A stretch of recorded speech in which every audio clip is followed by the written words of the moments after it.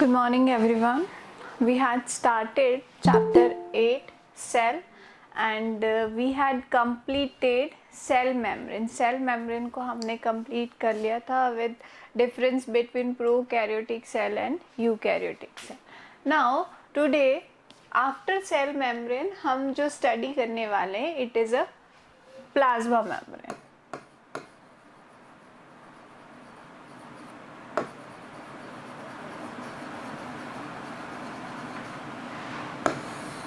ठीक है, plasma membrane. तो देखो प्लाज्मा मेम्ब्रेन क्या होता है. ये सेल है, सेल को सराउंड करके रखने वाला जो स्ट्रक्चर है it is a plasma membrane. ठीक है, इसके अंदर साइंटिस्ट के नाम डजंट इम्पॉर्टेंट, इतने ज़्यादा इम्पॉर्टेंट नहीं है, बट फिर भी अगर आप लोग लर्न करना चाहें तो साइंटिस्ट थे क्रैमर और नागेली. क्रैमर एंड नागेली जिन्होंने सेल मेम्ब्रेन जो है वो नाम दिया था. ठीक है, सी क्रैमर एंड नागेली. क्या बोला था इन्होंने? They proposed cell membrane. Cell membrane इन्होंने नाम दिया था. दूसरा प्लॉव साइंटिस्ट आए थे जिन्होंने क्या बोला था? Protoplasm membrane.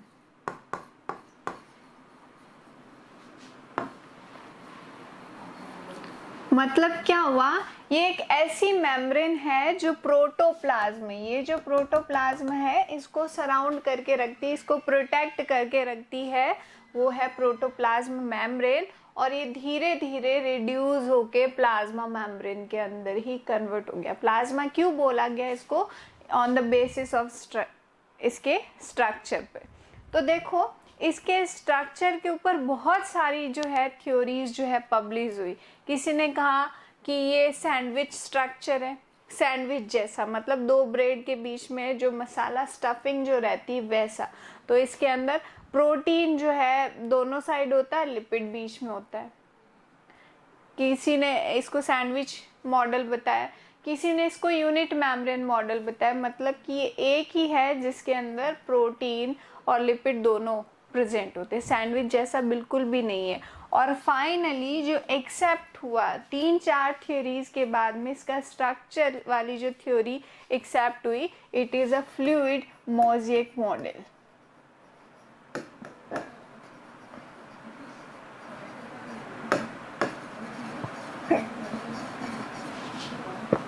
Structure of plasma membrane.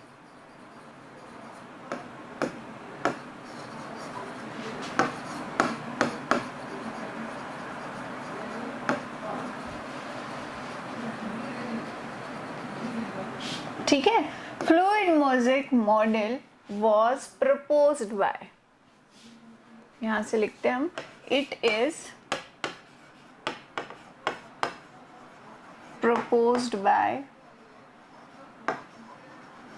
Singer and Nicholson.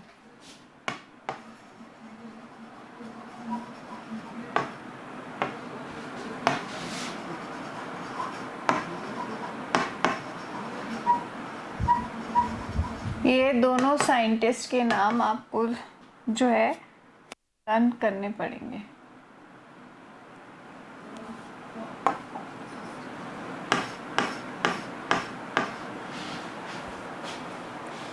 ठीक है, सिंगल एंड निकोलसन. इन्होंने क्या बोला? They said plasma membrane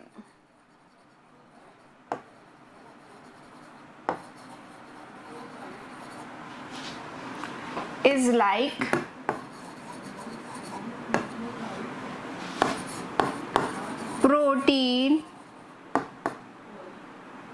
proteinaceous icebergs are floating in sea of lipid.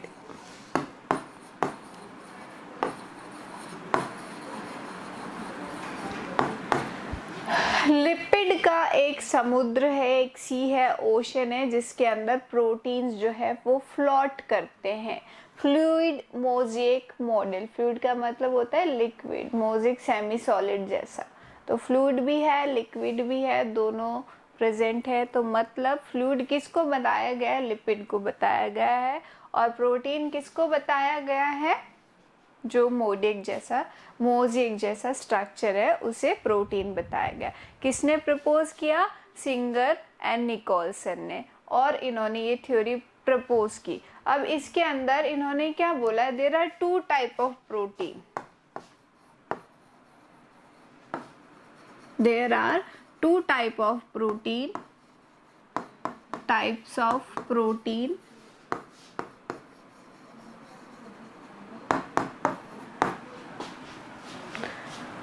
intrinsic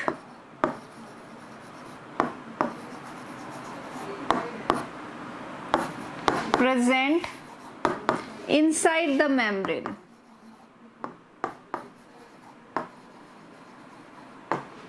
और दूसरा है एक्सट्रिंसिक। लिख रहे हो ना आप लोग,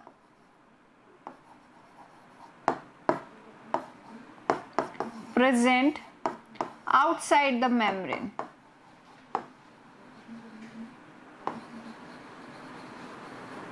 ठीक है, इनसाइड और आउटसाइड मेम्ब्रेन के जो प्रेजेंट होते, intrinsic internal protein, extrinsic external protein. चले नेक्स्ट स्लाइड पे, चले नेक्स्ट स्लाइड पे, हो गया नोट डाउन ये? Yes ma'am. ठीक है,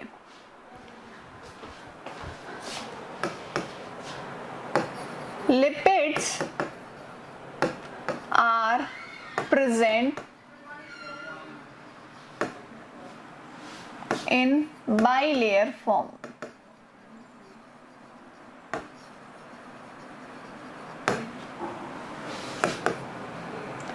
Outer portion of lipid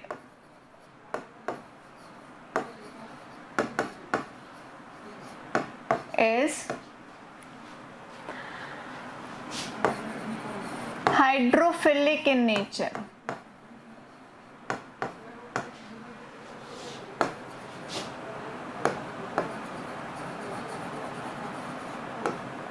and inner portion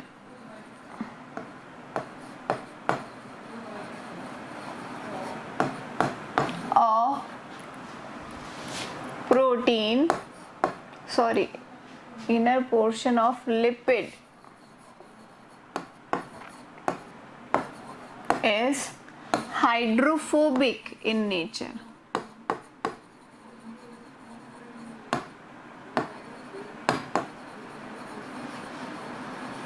ठीक है, अब इसको डायग्राम के थ्रू समझते हैं कि क्या होता है। देखो, हमने कहा ये यूनिट मेम्ब्रेन नहीं है, इन्होंने बोला लिपिड की बाई लेयर प्रेजेंट होती है। तो ये रहा लिपिड का हेड, ये रही लिपिड की टेल, लिपिड का हेड टेल।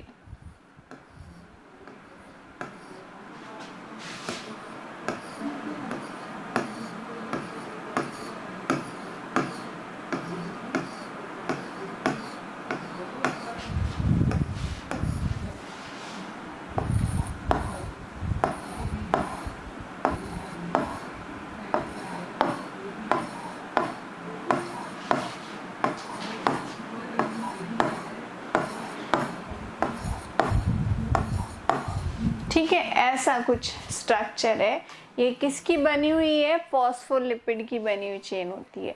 आपसे पूछा जाता है ना प्लाज्मा मेम्ब्रेन किसका बना हुआ है, तो plasma membrane is made up of phospholipids and protein. तो ये फॉस्फोलिपिड है। अब ये लिपिड के दो पोर्शन है, ये वाला आउटर पोर्शन है और ये वाला इनर पोर्शन है। आपको हेड के फॉर्म में नजर आ रहा है, आपको टेल के फॉर्म में नजर आ रहा है। हेड वाला जो पोर्शन है वो आउटर पोर्शन है, टेल वाला जो पोर्शन है वो इनर पोर्शन है। तो outer portion of lipid is hydrophilic. दो नेचर हमने लिखे, हाइड्रोफिलिक एंड हाइड्रोफोबिक। क्या होते हैं ये हाइड्रोफिलिक एंड हाइड्रोफोबिक? हाइड्रोफिलिक जो वाटर की तरफ या वाटर से बॉन्डिंग रखते हो, ठीक है, वाटर के साथ उनकी फ्रेंडशिप होती है। हाइड्रोफोबिक जो फोबिया है, जिनको वाटर से फोबिया है, उनको वाटर बिल्कुल भी नहीं पसंद है, वो कैसे हो गए, हाइड्रोफोबिक नेचर के हो गए। तो ये वाला पोर्शन हाइड्रोफोबिक नेचर का होता है और ये वाला अपर पोर्शन हाइड्रोफिलिक नेचर का होता है। फिर हमने कहा इनके अंदर दो टाइप के प्रोटीन प्रेजेंट होते, एक्सट्रिंसिक और इंट्रिंसिक। ये मैंने बना दिया एक्सट्रिंसिक प्रोटीन, ठीक है, ये मैंने बना दिए इंट्रिंसिक प्रोटीन, ये एक्सट्रिंसिक, ये इंट्रिंसिक, ये इंट्रिंसिक, ये एक्सट्रिंसिक, ये इंट्रिंसिक, ठीक है। तो ये स्ट्रक्चर हो गया प्लाज्मा मेम्ब्रेन का। यहाँ हम लिख देते हैं हेड ऑफ लिपिड,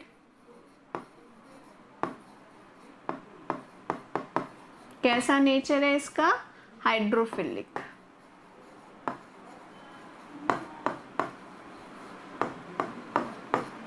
ठीक है, this is the tail of lipid,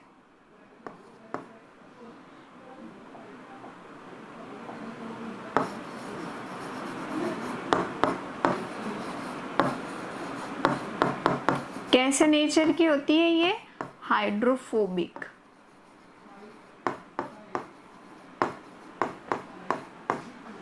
ठीक है, दीज आर एक्सट्रिंसिक प्रोटीन,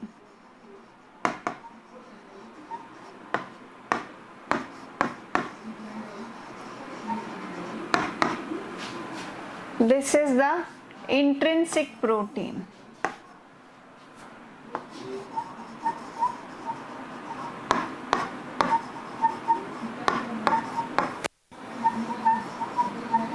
ये क्या है, इंट्रिंसिक प्रोटीन, ठीक है। और इन दोनों को मिला के हम क्या बोलेंगे, लिपिड बाइलेयर।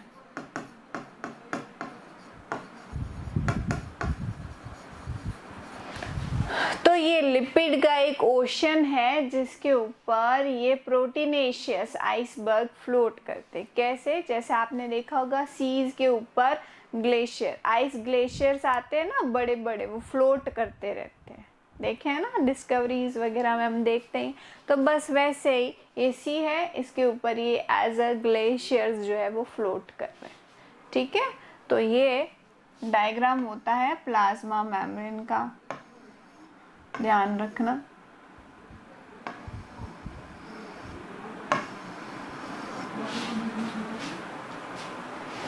हो गया प्लाज्मा मेम्ब्रेन का diagram.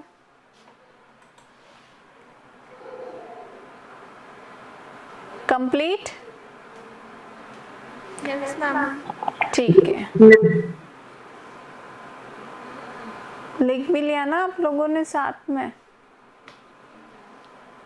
Yes, ma'am. Okay, now next point है फंक्शंस ऑफ प्लाज्मा मेम्ब्रेन। ये क्या है, ये मैसेज माइक म्यूट करो बेटा।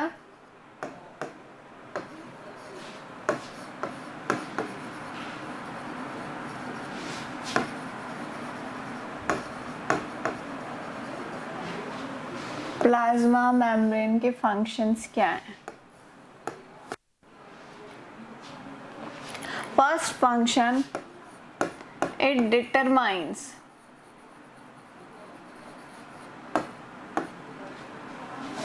shape and size of cell। जो सेल वॉल का फंक्शन है वो भी इसका फंक्शन है,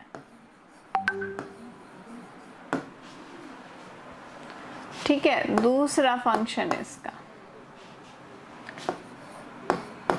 it protects cell organelles.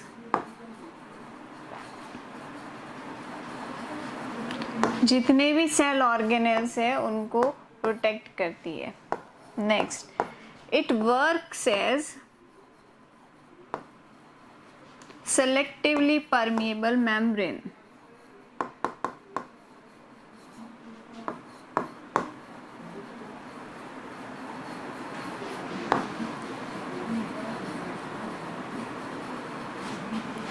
which is essential for transportation.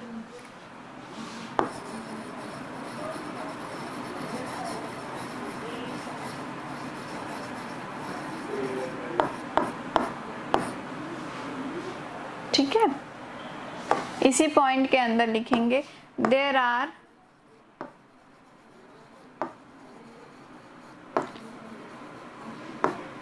To types of transportation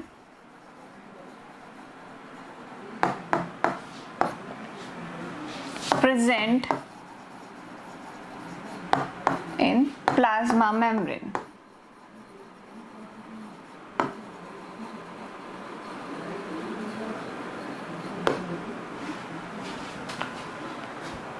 ले लो नेक्स्ट स्लाइड। 2 मिनट ठीक है, जल्दी बोल देना मेरे को, है ना।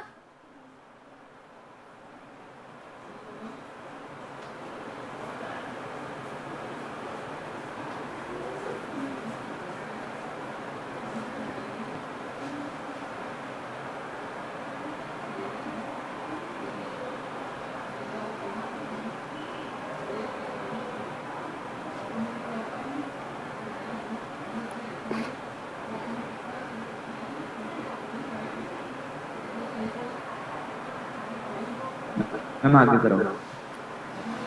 ओके ठीक है, नेक्स्ट अब ट्रांसपोर्टेशन के 2 टाइप लिखने हैं। पहला है पैसिव ट्रांसपोर्टेशन।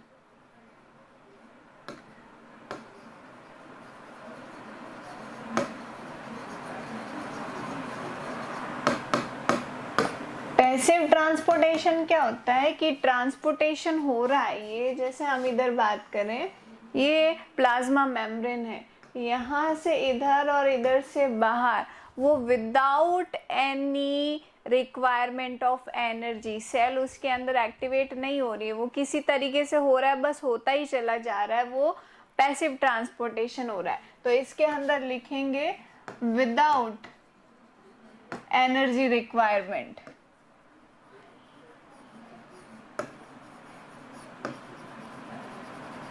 ये क्वेश्चन मैं वापस पूछूंगी जब आपको नेक्स्ट यूनिट जब मैं करवाऊंगी प्लांट फिजियोलॉजी, उसके अंदर ये क्वेश्चन वापस पूछूंगी। पैसिव ट्रांसपोर्टेशन क्या होता है कि जिसके अंदर एनर्जी की रिक्वायरमेंट ही नहीं होती, सेल्स एक्टिव ही नहीं होती, एक एक्सटर्नल फोर्स के थ्रू अपने आप ट्रांसपोर्टेशन होता चला जाता है, वो पैसिव ट्रांसपोर्टेशन होता है। दूसरा ट्रांसपोर्टेशन होता है एक्टिव ट्रांसपोर्टेशन।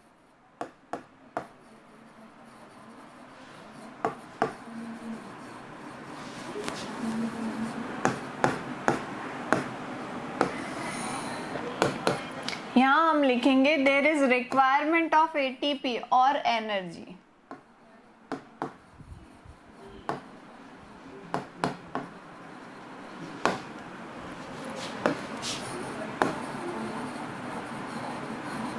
और एटीपी, ठीक है, मतलब यहाँ पे सेल्स एक्टिव होगी। कैसे? जैसे ये कोई आयन है, इसको अंदर जाना है, ठीक है, अंदर जाने के लिए पहले यहाँ चैनल्स प्रेजेंट होते हैं, ऐसे ही मेम्ब्रेन अंदर नहीं भेजती, मेम्ब्रेन के ऊपर क्या होते हैं, प्रोटीन के चैनल्स प्रेजेंट होते हैं, उनके थ्रू अंदर जाया जाता है। तो यहाँ पे पहले एटीपी की रिक्वायरमेंट होगी, एटीपी आएगा, एनर्जी देगा, इसने एनर्जी दी, सेल एक्टिव हुई, कैरियर जो है वो एक्टिव हो गया। अब इसको आया कैरियर लेने के लिए, ये कैरियर के ऊपर बैठ गया, कैरियर ने यहाँ ले जाके K+ को रिलीज कर दिया और K+ अंदर की तरफ चला गया, ठीक है। तो मतलब एक्टिव ट्रांसपोर्टेशन में भी प्लाज्मा मेम्ब्रेन ने पार्टिसिपेशन किया है। तो प्लाज्मा मेम्ब्रेन के थ्रू 2 टाइप के जो होते हैं ट्रांसपोर्टेशन आपको देखने को मिलेंगे, एक्टिव और पैसिव ट्रांसपोर्टेशन, ठीक है, एक्टिव और पैसिव ट्रांसपोर्टेशन। एक्टिव में एनर्जी चाहिए होती है, पैसिव में एनर्जी नहीं चाहिए होती है। तो ये इस तरीके से as a selectively permeable membrane work करती है कि जिसको सिर्फ अंदर ज़रूरत है उसी को आने देती है, हर किसी को अंदर नहीं आने देती है प्लाज्मा मेम्ब्रेन। ऐसे नहीं हम प्लांट को पानी पिलाए जा रहे वो एब्जॉर्ब कर, नहीं, अगर उसको ज़रूरत है तो ही प्लाज्मा मेम्ब्रेन के थ्रू अंदर जाएगा, अदरवाइज नहीं जा सकता। और वो नहीं जाता तो वह मिट्टी गीली गीली रहती है। And because of deficiency of oxygen roots की डेथ हो जाती है। तो इसलिए प्लांट को जो है पानी भी नहीं पिलाना चाहिए। बेटा क्वेश्चन पूछना होता है ना मेरे से, प्लीज़ आप माइक ऑन करके पूछे, क्योंकि मेरे को फिर बार बार उधर जाना पड़ता है मैसेज रीड करने के लिए। क्या मैसेज है? एटीपी का मतलब होता है एडिनोसिन ट्राइफॉस्फेट, ठीक है, ये एनर्जी करेंसी है, ये एनर्जी होती है। एडिनोसिन ट्राइफॉस्फेट बोला जाता है इसको, एनर्जी होती है। आपको जो एनर्जी मिलती है, हम कहते हो एनर्जी आ गई, एटीपी प्रोड्यूस होती है उस वक्त। एटीपी में टूटती है, क्या है ना? एडीपी में टूटती है वो। हाँ, एडीपी में ट्राई से डाई हो जाता है, एडिनोसिन डाइफॉस्फेट, ठीक है। तो ये कौन से नंबर पे था अपना फंक्शन? नंबर 3 पे ये फंक्शन था। 4 पे आप फंक्शन लिखोगे अब नेक्स्ट सेल मेम्ब्रेन का कि इट हेल्प्स इन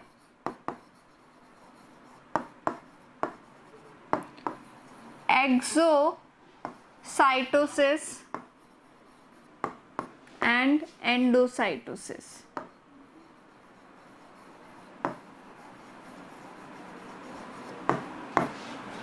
किस में हेल्प करती है? एक्सोसाइटोसिस और एंडोसाइटोसिस में। क्या होते हैं ये एक्सोसाइटोसिस और एंडोसाइटोसिस? कौन बताएगा?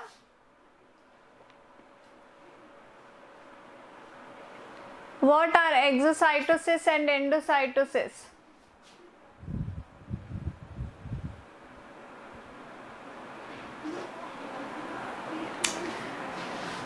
देखो एक चीज, कॉमन चीज बता रही हूँ, हम साइंस पढ़ते हैं ना, कीप स्टडी बाय को relating everything. This is not कि हम ये चैप्टर पढ़ रहे तो इसी चैप्टर के अंदर, ये चैप्टर आप तब पढ़ रहे हो जब आपको पुरानी बेसिक चीजें आ गई है, ठीक है।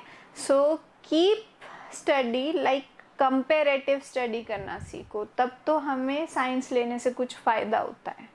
रटने का इसके अंदर कोई सेंस नहीं, जहाँ रटना है वहाँ मैं खुद ही बोल देती हूँ कि भाई ये नाम रटो, कोई उसमें समझाने वाली चीज ही नहीं होती। तो देखो एक्सोसाइटोसिस और एंडोसाइटोसिस क्या होता है?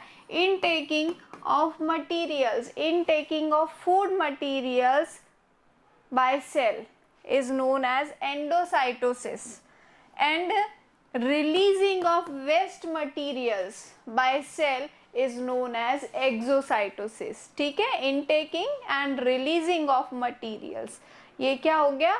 exocytosis और endocytosis। क्लियर है? यस बता देना क्या बताऊं? ये एक्सोसाइटोसिस एंड एंडोसाइटोसिस।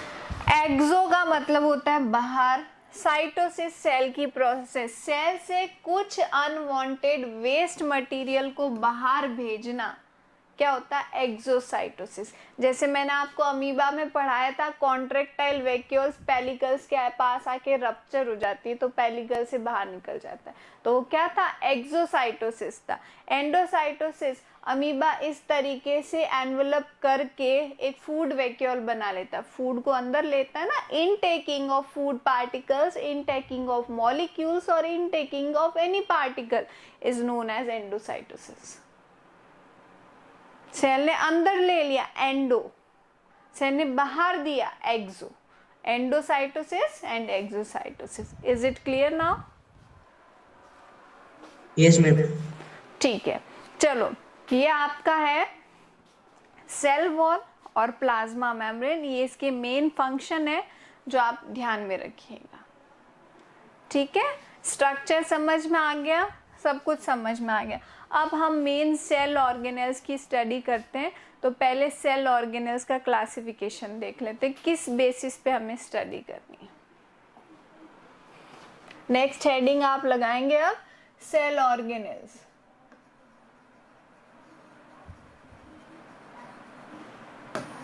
तो देखो, cell organelles are classified into 3 category. इसको 3 कैटेगरी के अंदर क्लासिफाई किया गया है।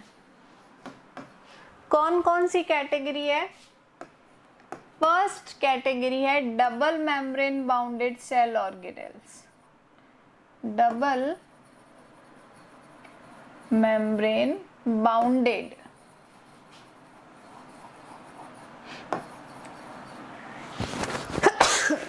sorry so sorry cell organelles। दूसरी कैटेगरी है सिंगल मेम्ब्रेन बाउंडेड।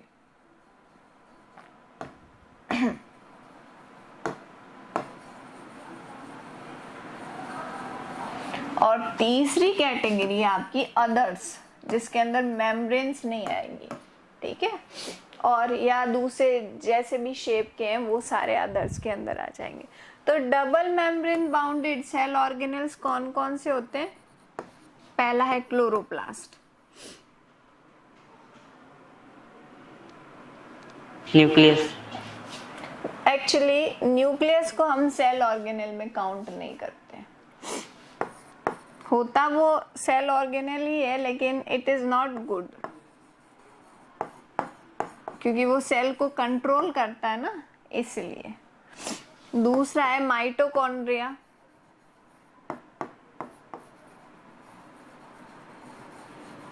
तीसरा आप लिख दो न्यूक्लियस, लेकिन इसको हम सेल ऑर्गेनेल में काउंट नहीं करेंगे। इसके आगे कंडीशन में क्रॉस लगा रही हूँ कि सेल ऑर्गेनेल के अंदर काउंट नहीं करते इसको। होता ये भी डबल मेम्ब्रेन बाउंडेड है। सिंगल मेम्ब्रेन बाउंडेड बहुत सारे। Golgi body. सबसे पहले एंडोप्लाज्मिक रेटिकुलम, और यही जो है एंडोमेम्ब्रेनल सिस्टम बनाती है, और इसी से सारे सेल ऑर्गेनेल्स बनते हैं। Even plasma membrane, nucleus membrane तक भी इसी से बनती है, एंडोप्लाज्मिक रेटिकुलम, जिसे हम शॉर्ट में ER कहते हैं। दूसरा है गोल्जी बॉडी या गोल्जी एपरेटस। तीसरा है लाइसोसोम। चौथा है वैक्यूल, ठीक है।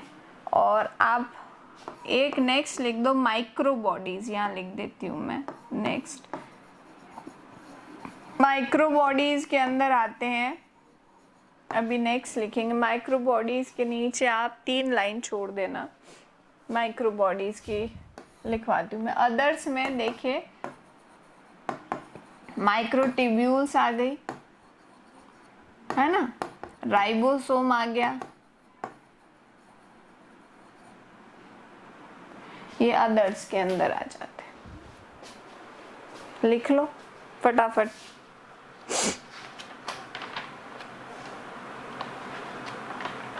मैम अदर्स का मीन्स मैम वो मेम्ब्रेन लेस है क्या? हाँ, वो मेम्ब्रेन लेस हो जाएंगे, वहां पे मेम्ब्रेन्स नहीं प्रेजेंट होगी। मैम न्यूक्लियस का मतलब क्या है बायोलॉजी?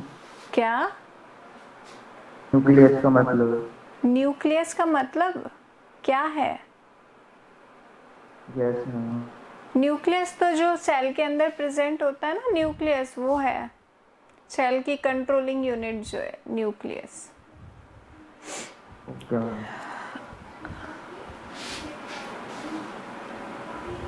इसके अंदर हम सेंट्रोसोम भी लिख सकते हैं। देखो ये माइक्रो बॉडीज लिखा है ना, इसके माइक्रो बॉडीज कौन कौन सी होती है आप लिख दो। पेरोक्सीसोम, यहाँ लिख रही हूं मैं। स्पिरोसोम, ये पढ़ने नहीं है लेकिन नाम याद होने चाहिए आपको। ग्लाइऑक्सीसोम, ये सारी माइक्रो बॉडीज के अंदर आते हैं।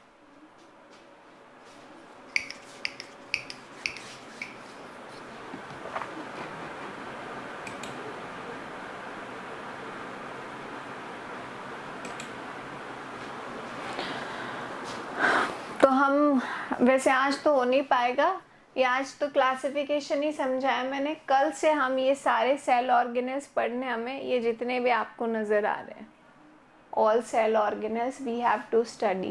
So first of all you have to speed up your writing portion also, ठीक है। और बाकी तो वीडियोस अवेलेबल है ही है, and try to make fair note, direct fair करो उनको और फिर इनको सिर्फ और सिर्फ पढ़ो। अब मैं जो नेक्स्ट चैप्टर जितने भी करवाऊंगी आपको डायरेक्ट उनको नोट्स बनाने हैं। टिल प्लांट फिजियोलॉजी तक जितने चैप्टर्स बनेंगे डायरेक्ट मैं ही लिखवाऊंगी, ठीक है। आपका राइटिंग पोर्शन खत्म हो गया अब।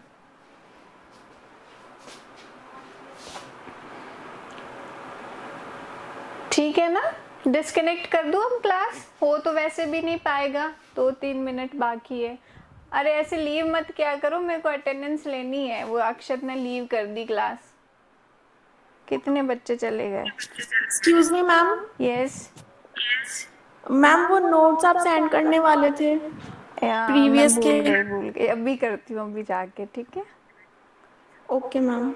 जस्ट ए मिनट, मैं आप लोगों की अटेंडेंस ले लूँ फिर।